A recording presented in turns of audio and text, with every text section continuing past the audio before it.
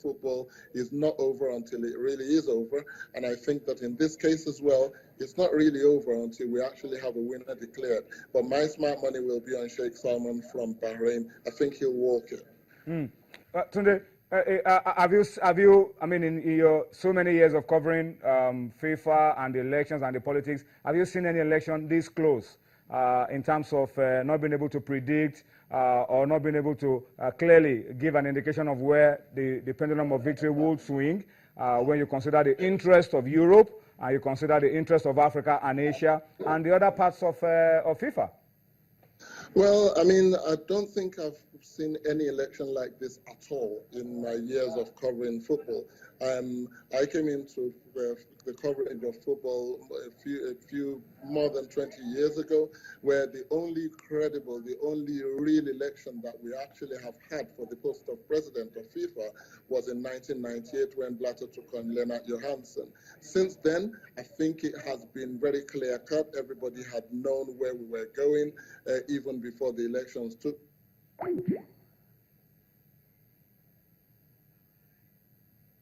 Well, we lost Tunde there. We will try to see if we can get him back. We will try to do that to see if we can get him back. But it's been it said a lot already. It said a lot already that we can pick out. It's there in Zurich, and it feels what's going on right there. And I'm comforted by what he said. That look, all the confederations have come together and said, look, let this drama stop. Let this picking up of persons or disrupting the process. Let's stop it. Let's do these elections, and whoever wins, let's come together and help the person push the game forward. That's right. And in the words of Tokyo Sexuale, it says it is FIFA that is broken, not football. So in everything that they are doing as candidates, they should understand that the biggest goal is to sustain the integrity of football. And he said it's looking this close because of all of the revelations that has come out.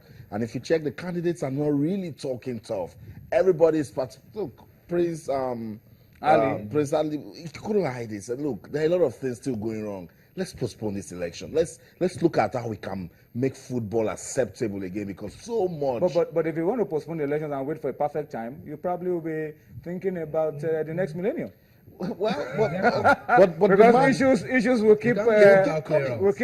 It means, Femi, what it means is that this man knows stuff. This man has seen that, look, for us to do this election and not come back and start questioning this candidate and that candidate, let's take it easy. Let's hold on. I think Tunde is back on the line now, so let's get back to Tunde now. Tunde was talking about the pendulum of victory and the different confederations and the power blocks and how everything is going to play out tomorrow. So Tunde, welcome back. Just continue where you stopped about the different confederations and how the politics will play out at the end of elections tomorrow. Well, I mean, like I said to you, I think that like I said, it's been clear-cut. I mean, CAF has 54 members. That's the African Football Confederation.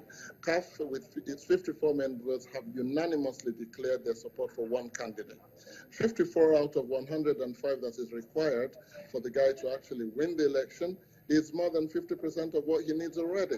He is also the president of the Asian Football Confederation, and I'm sure that he's got his own constituents well and truly under control. There are 46 member nations in AFC, and I'm sure that he will get a huge percentage of that. And then he will need to get trickles from here and there, and he will make his majority.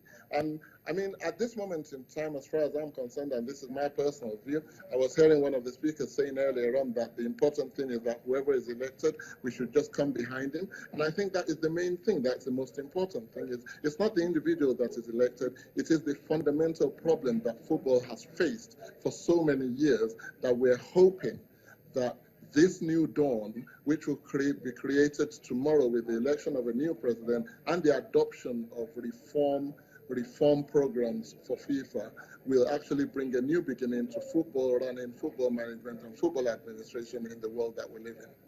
Before I allow you to go, Tunde, let me just take this tweet from Nonso so that I can react to it. He's talking about block vote from CAF.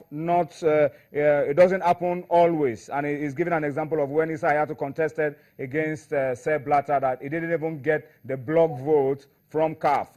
Are you seeing, because there's been a lot of words from some members of CAF that they are not going to follow the unanimous decision of the executive committee of CAF, and that they are going to be independent in whoever they choose as the FIFA president. Do you see that playing out, or are you still insisting that, with your knowledge of African football politics, that CAF will vote one way tomorrow? Well, there will always be the odd one of the lot that will not toe the line. That is a given. I have seen a few in the course of today. I arrived here today and I've seen one or two who I'm sure will not toe the line. Okay, so I don't think whoever was adopted by CAF will get all 54, but he won't get too far short of it.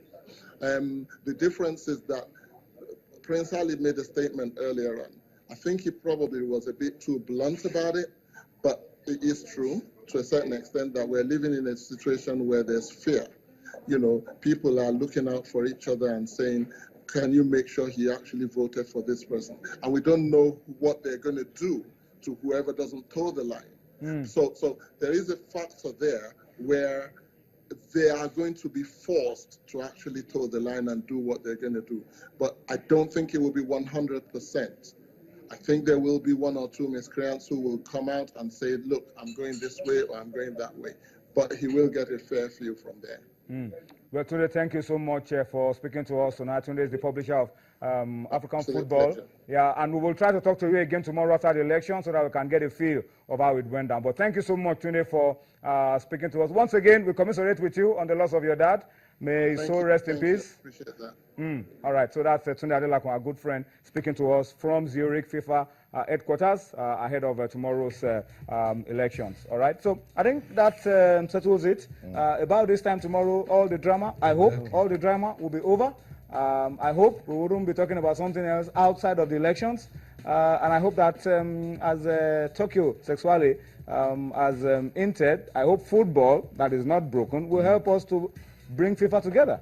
Yeah, that should be key. That should be what all the men should be looking at the end of the day, regardless of who becomes the FIFA president at the end of the day. But I'm particularly not too comfortable with the body language and signs coming from Prince Ali, because he's already showing a kind of spirit of someone who can't get to win the battle, and he's already spotting out some of the things that he sees as holes in the system that may not make that will not give us a free and fair process. So that alone gives me some sign of worry as someone who might not support the process if he doesn't emerge as a winner. And it's not looking like, with all the analysis we just aired right now, with the block votes and people coming out to show who they are going to support. And I'm sure that's why he also called out for the postponement, because he wanted a transparent booths so that we are sure that everybody is doing what he wants to do and is not being coerced into doing it. But at the end of the day, voting is all about your ability to coerce people. It's a popularity contest. It's about your ability to persuade people to come to your side. Is coerce the right word to use? Okay. You have to persuade people or lobby people to do what you want them to do. Good, nice terms to explain the same thing, at the end of the day. So it's your ability to be able to sway people to come to your side. And if these other two men have done their homework well, let the best winner win. Let the best man win eventually. Who's your money on to become the new? I'm not a gambler, so I keep my money in my pocket. Okay, who are you tipping? but I think for the first time we'll be seeing a president from Asia. From Asia. From Asia. Well, Austin. I think. Well, before you put me to that, let me just try to understand what Prince Ali is saying. Prince Ali is saying this is a secret ballot system. And with everything that has happened in FIFA, guys... You shouldn't be doing secret ballot. Well, he says, let's be careful. Let's be careful. And that's why I've not gone to any federation to say, you must vote for me. Because... he's been campaigning. Yeah, but he's saying... he's been telling people, I'm the right man for the job. But he's saying what he has to do. He has not told anyone to publicly... vote for him. Declare support for him. Because he says the election is a secret ballot system. And in all that he has been saying, I think he's saying... But has any one of the contestants come out publicly to ask any of the federations to declare support for him? A lot. One came to Nigeria. Prince Ali? Yeah. The same man. He didn't come out publicly to say declare support for me.